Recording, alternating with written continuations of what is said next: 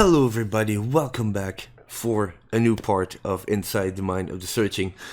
It's been a while. I know, guys. It's been a good month now since the last time I did a recording. Basically, I just didn't really have anything to really talk about since the last time. And yeah, that's why it took me a little bit longer. Normally, I always do these recordings like every week or every 2 weeks. But this time it took me a little bit longer. But I'm finally back. I have a couple of topics I want to talk about. And as you can see from the thumbnail and the titles, we're going to talk about sexual harassment, Silence for Peace, and yes, an interview with Miss Bean, which is actually coming to the last part of this recording. And it's actually an interview with a twist because she actually doesn't really know yet. I'm going to give her a call. I'm going to at least try to call her and see if we can try to persuade her into a little interview. Basically because she's always been interviewing me, or I'm always being on her radio show to have some chit-chats and some conversations. And I thought to myself, maybe it's time that I do a little interview with her just to see how it goes, how I feel about it. If it's something that I would like to do a little bit more in the future. But let's start with sexual harassment. A couple of days ago, I think somewhere last week, basically I was sexual harassed at work by a female co-worker. And I'm not going to share too many details because I could talk about this for a very long time if I really go too deep into details with this. But I want to keep it to a basic point about sexual harassment itself.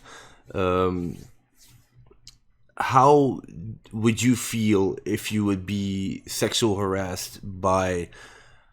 And it doesn't really matter if you're female or a male, you being harassed by a male coworker or a friend, or a female coworker or a female friend. Just overall sexual harassment. How would you feel if that would happen to you, or you would know somebody who's being sexual harassed? How would you react to this? And with me, it actually happened at work, like I mentioned, by a female co-worker of mine. And honestly, I felt very uncomfortable with this, and very annoyed at the same time, because the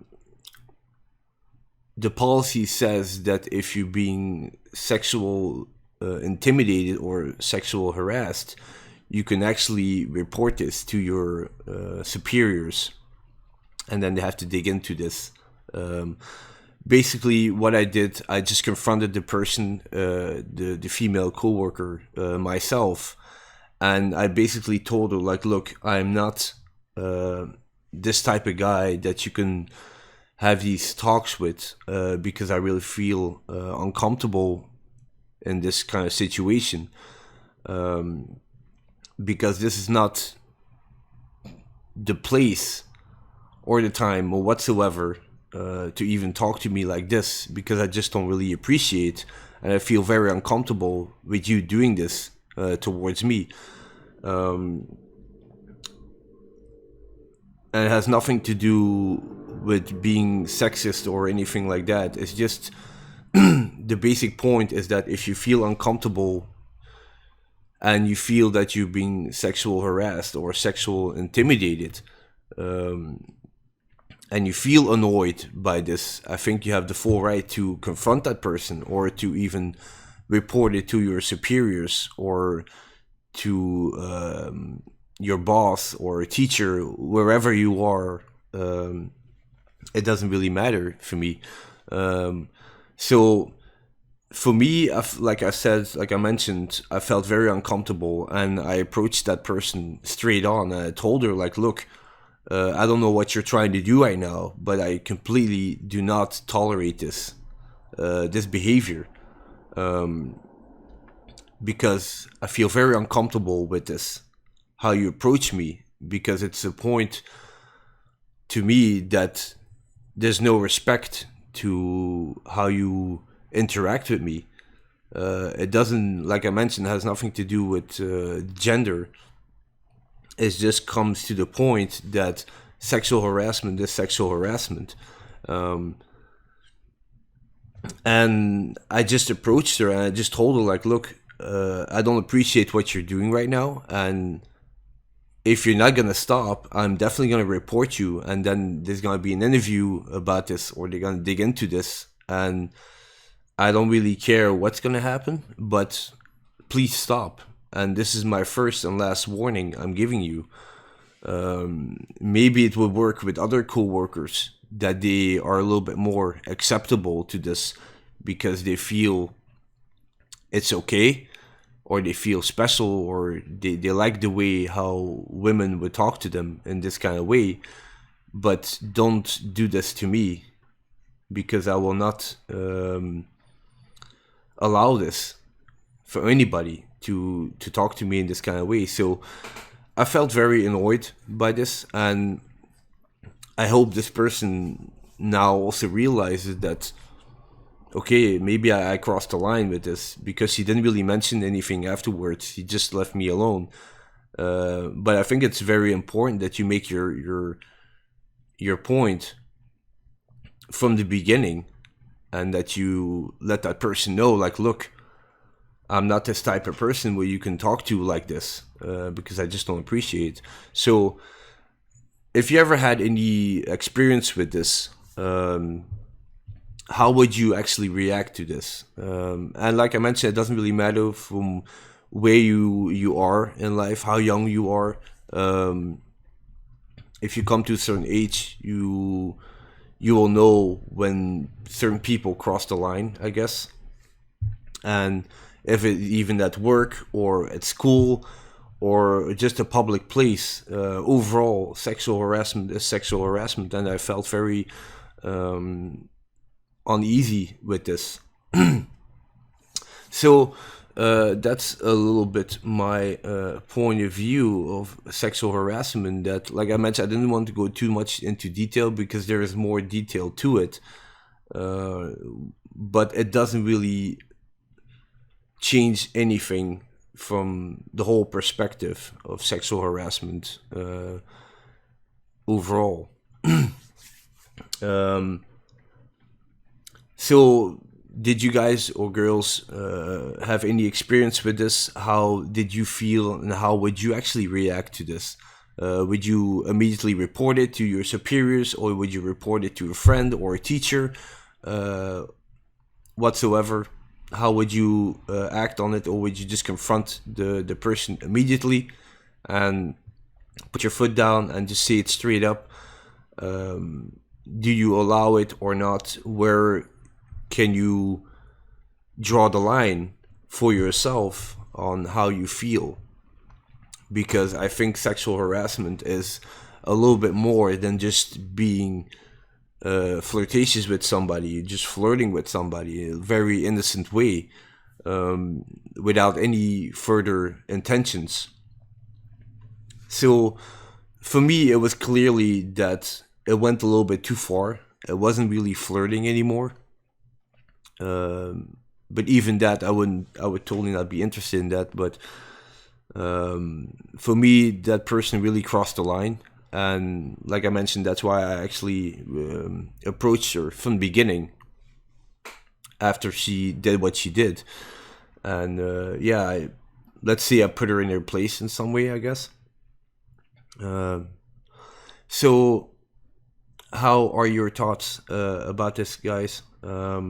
And how would you actually approach this? Would you allow it, or would you report it immediately to your superiors or teacher or friend whatsoever, or even parents? Or would you confront the person straight on? So that's my first topic I wanted to talk about in this recording. The second part, I want to talk about silence for peace. This actually is a topic also quite serious to me. It's something that happened last weekend.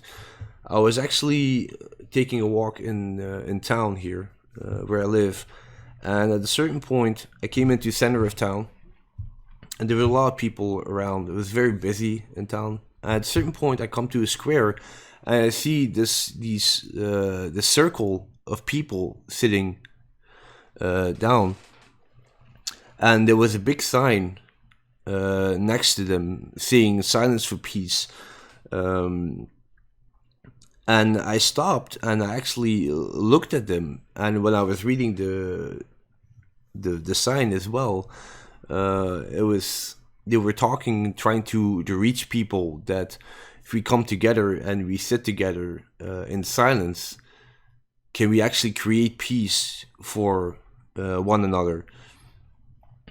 And I felt a little bit annoyed, and of course, this is my personal experiences and my perspective on how I see these kind of things.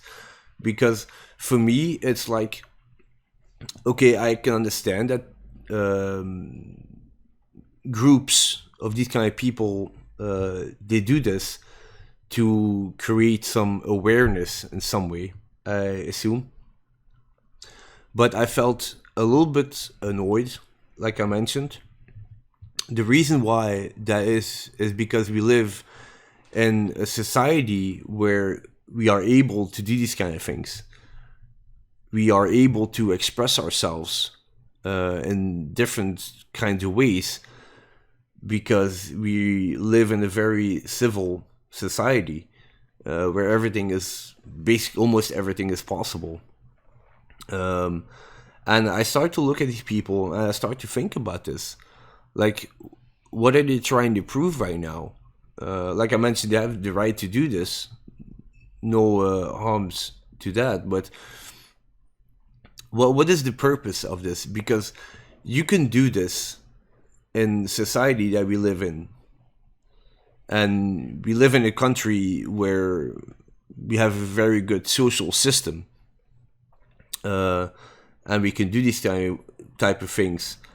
But what if we would do this in a country where there's constant war and distress, and people are fleeing the country because of war and genocide and stuff like that?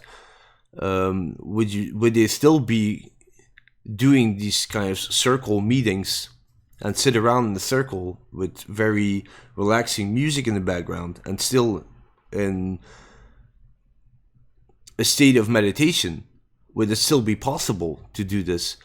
And I felt a little bit, like I mentioned, a little bit annoyed by this and disturbed, because over here you can do it, and I'm not really trying to hate on humanity or anything like that. It's just the whole purpose that I didn't understand. And I want to, like, I was thinking about it, of like walking over to these people who were sitting close to each other in a circle, and I want to like start a discussion, but eventually I didn't really do it because I didn't really want to start a scene also. But it felt a little bit like, at a certain point I had to laugh with it also, because it came over to me like a joke. Because I think a little bit further, like if you would go to a country where these kind of things are not even allowed, or it's not even possible to do it because there's so much problems going on, and people are getting murdered or killed for the smallest thing, and then we as people who live in a civil society, we contribute to these kind of things, and we sit together for peace in silence. And I found it very disturbing in some way. If you look a little bit further to what you actually see right now, and you start to think about this, how far can we go with this? Like I mentioned, it's not really a bad thing what they're doing, but it doesn't really make a lot of sense to me also. So how would you react to this? This is my question to you guys and girls. How would you react to this if you would see these kind of groups in your country?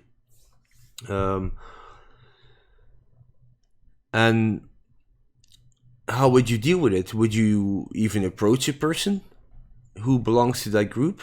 And would you try to have a discussion or a little small talk about this? What's the reason why they're doing this? And a lot of people were stopping and looking at them and trying to ask information. But I think I'm a little bit too bitter for this to even really start a conversation, because I think the conversation would end very soon and very fast. It's something that I look at with a grain of salt, you know. It's like I understand the whole purpose behind it, what they're trying to prove, or what they're trying to reach out for. But like I mentioned, it's easy to do it in a society or in a city or a country where it's possible to do these kind of things. You know, there are possibilities to express yourself in different type of ways, and people allow it, you know, because they're a little bit more, I think, open-minded, I would say, to different kinds of ways of living. But in other countries around the world, it's not possible, because there's been destruction and war and genocide and whatever you can think of. And over there, people live in distress every single day. And probably you don't really see these kind of things in those countries. And it makes you wonder, you know. And like I mentioned, I felt a little bit annoyed, and at a certain point I had to laugh with it. I was shaking my head a little bit, like, what are we doing? You know, like we come here and like we look at these kind of groups, and like, do we really have to think further than what it actually is? Is our life really that bad? In the society that we live in the country that we live in, where we have a really good social system. So that was my point of view of Silence for Peace. So let me know if you guys have any comments on that. You can always put them in the comment section. I would love to hear your thoughts about this. So yeah, so that's gonna be my other topic I want to talk about, Silence for Peace. And now the last one is going to be the secret interview with Miss Bean. Like I mentioned, she doesn't really know. I'm going to call her. And I'm going to try to keep it really short, like very basic interview. Maybe 10 to 15 minutes. We'll see how far we can reach. And yeah, we'll see if she likes it. And then maybe later on in the future, I can do some more and invite her also over for Inside the Mind of Searching. And let me know, guys, if you will also be interested in that. And yeah, here we go. Let's give her a call, shall we? I think I'm gonna call her on Skype, and we'll see what goes. Okay, let's try to call Miss Bean and see if she's actually available for this little chit chat and Inside of the Mind. Here we go.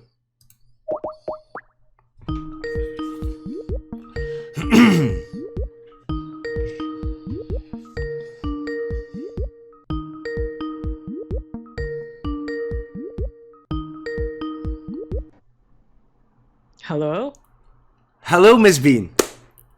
It's the Searching. Do you actually have some time for me? A couple of minutes?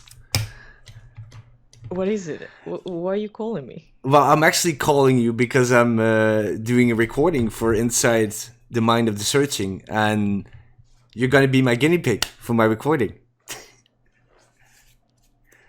A guinea pig? Yes, so are you up to a little interview with the Searching? Okay. Do you have some time? I can make some time. Yeah, okay. because I was talking in the recording that you always invited me for your radio show, Yeah. and my idea was for this recording to actually try to invite you by doing like this, try to call you and everything like that. So I'm actually glad I was able to reach you. Is this a prank? No, it's not a prank, Miss Bean. Okay. So I just have some questions for you, actually. I'm going to try to keep it as short as possible. Don't want to hold you up for like half an hour or something like that. So, are you willing to answer some questions for me, Miss Bean? Am I willing to answer some questions? Yes. Well, since you call me suddenly, okay, I'm ready. Yes. Okay. Shoot. Okay. So my first question is actually, how did you actually start with YouTube? Shoot.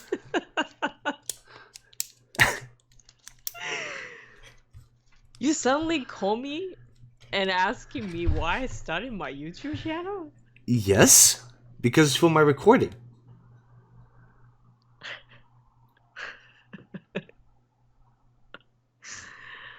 Okay, I'm not gonna ask any more questions. Because I'm supposed to answer the question. Yes, thank you. Why I started? Yes. So I used to have another channel. Actually, my channel started like 5 years ago? Mm-hmm.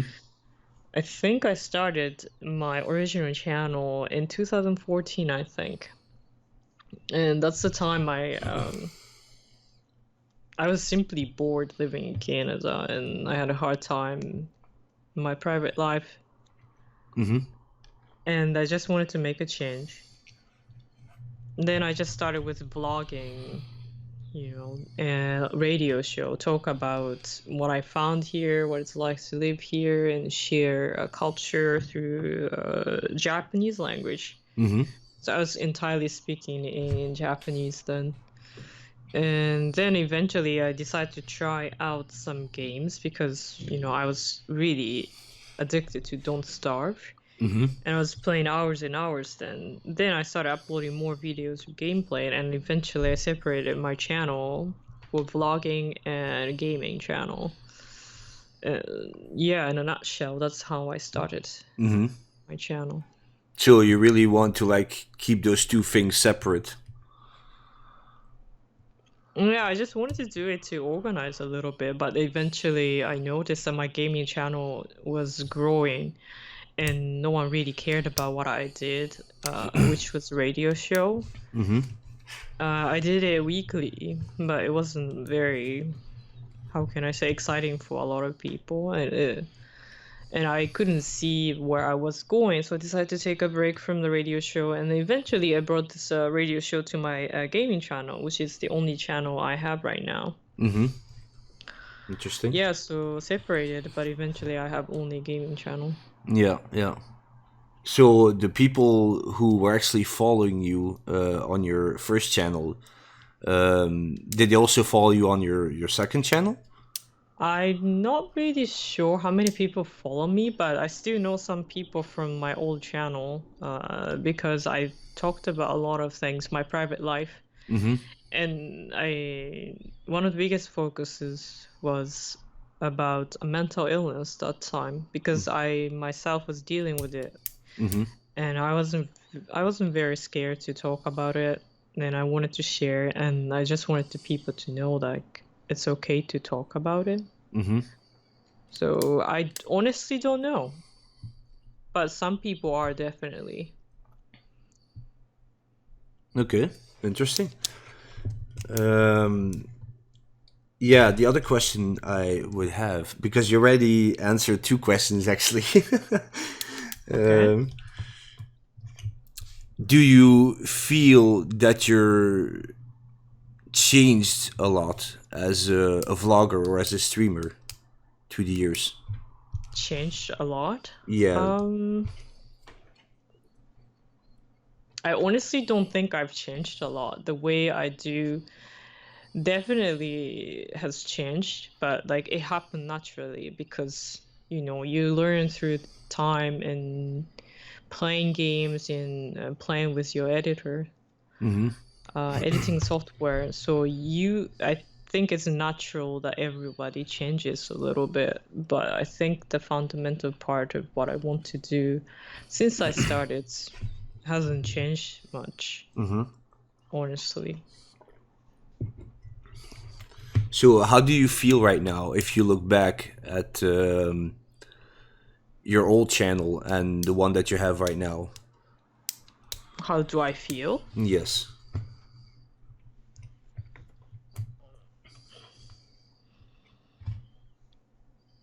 I don't really care about what happened in the past personally. Mm-hmm. Like, I don't really look back about anything because I think we just keep going forward. There's no really point in looking back. So, yeah, I don't know if I answered your question. No. It's okay. Yeah. You answered it. Yeah, sure. You answer in the way you want to answer, of course. Yeah. As long as you feel comfortable with it. Do you feel that maybe in the future you want to do more vlogging or more balanced out with games? I don't know. It's a good question because I'm bringing a little more vlogging part within my radio show. Last time I did my radio show, I put some videos and pictures from Hurricane Day when we lost power in Nova Scotia. It was devastating. I think it attracts more viewers, and also I can share my stories easily. So I'd like to put some more of this vlogging aspect within the radio show. I enjoy playing games, but at the same time, playing games itself is losing value, in my opinion, because there are a lot of games and people don't really play one game that long nowadays. They play just once and you whether dislike it, got bored, and just move on to the next game. Players are like that, and also viewers are like that. Like a lot of viewers don't care what really happens and what's hidden in the game really in a deep level. A lot of people just expect to see games on the shallow levels anyways, but I personally don't like that kind of attitude. I personally want to explore unless I really don't like the game. So yes, I want to incorporate more vlogging parts in the game.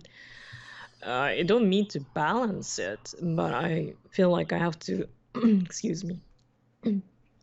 I have to add sorry, I think I'm talking too much all day and my voice is dying. I think I picked the wrong time then, I guess. Yeah, because I didn't get any heads up. So I couldn't prepare my voice. So long story short, probably I want to balance, but it's in my own way. I don't think we have to put like everything, or we just have to focus on playing games. But I can see that playing games is just not enough to survive this, everyone can stream, everyone can play game time era. Okay, Yeah. interesting. Well, I actually have one more question for you, and then I'm gonna stop it. I'll let your Okay. voice rest a little bit. There was a topic that I talked about on my recording, and I was actually hoping if you have any opinions or maybe personal experiences about this, and you don't have to answer it if you don't want to, but it would be nice if you could share some ideas or views about this. I talked about a topic about sexual harassment in my recording, Okay. and I asked in my recording as well if people had any experiences with this, or if they knew somebody who was dealing with this as well. So my question now to you is, did you already have any experiences with this? And if so, how did you feel? And how did you react to it? And how did you dealt with it, actually? You mean the sexual harassment? Yes. Well,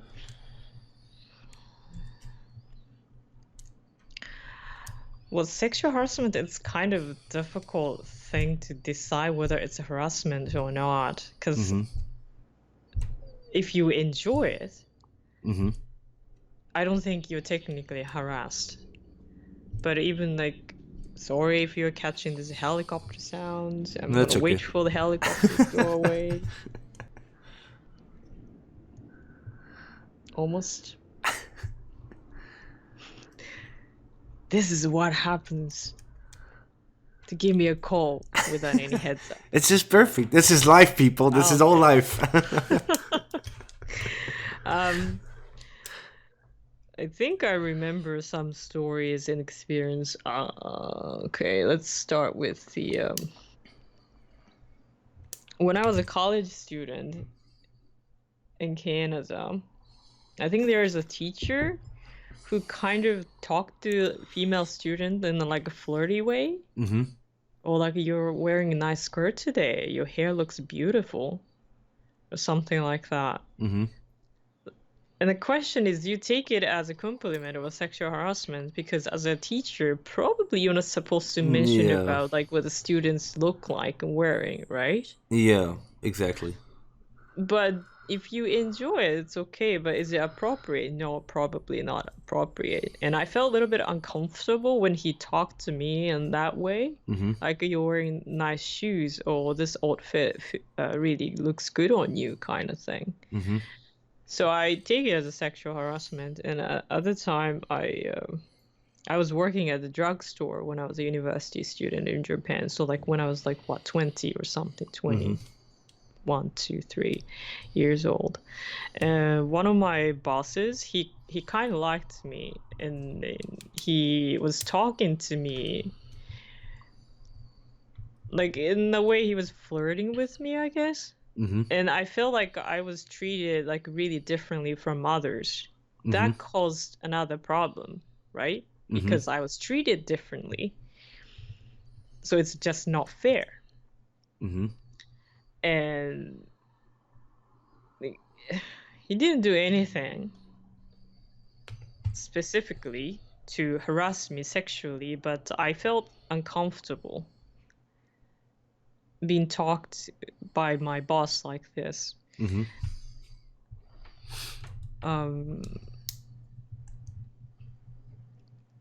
I honestly find in Europe and North America, people are more careful about how they talk to each other at work, in my opinion, compared to Japan, for example. Because I think it's inappropriate, but people get married at work. And sometimes I even heard like marriage between teachers and students happen. But it's really considered taboo in North America and Europe, I think.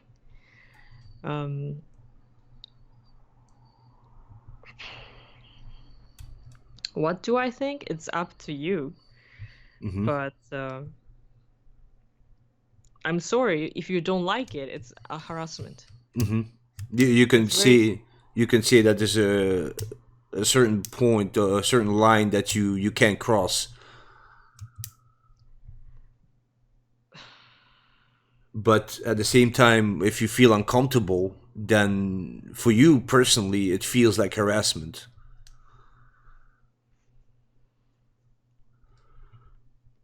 If you can't do your job because of the sexual harassment or whatever the things happening to you, and that's considered sexual harassment. Yeah. If you are interrupted as an employee at work because of this sexual act done by your coworkers, boss, it's sexual harassment, I think. Yeah. Because sometimes I heard that even like male boss, coworkers just tapped female employee's shoulder, like, hey, and tap. Mm-hmm. And some woman super overreacted and treat you like some kind of pervert. Yeah. Is it sexual harassment? Because you're not supposed to touch anybody, and you're a guy touching girls. Is it Yeah. already inappropriate? Well, yeah, it's a very delicate situation, of course, if you really go really deep into it. Well, the reason why I asked you and I talked about this in my recording also is that it actually happened to me in some kind of way at work. Okay. And I also felt very uncomfortable with this. Yeah. And I was just curious how other people have any experiences with this in some kind of way that they felt also uncomfortable and they saw it as sexual harassment. And that's why I asked you the question if you want to answer it. Do you think you were harassed sexually? Well, I think there was a line that was definitely crossed. And it was totally inappropriate to what actually happened. I didn't really want to go too deep into the story itself or into details. Okay. So I kept it very, very basic. But I think at a certain point, when you feel annoyed or uncomfortable with the situation, especially when it's happening at work, even if it happens with a co-worker or a boss, I think there's a line that you can't cross. You know, there's a difference between flirting with somebody and sexual harassment. But you're not supposed to flirt at work. It's like, yeah, how far does it go? Of course, it could be very innocent. I don't think there is an innocent flirting. But it's like you mentioned also, like if you like it or not, it's your own choice, of course. Yes, too, but it's not innocent. So yeah, I want to just get your opinion about this. Okay. So yeah, that was my my last question actually.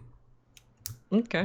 So yeah, Bean, thank you very much for your time, and No problem. I'm looking forward to hear from you again.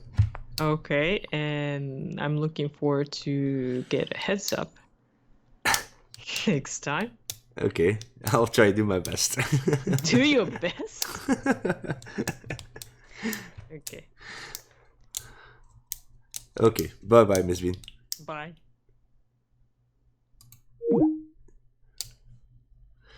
And that was the end of my recording. Hope you guys enjoyed it. Thank you very much for listening to this recording at this time. And yeah, hope I will see you again next time as well. Take care and bye bye.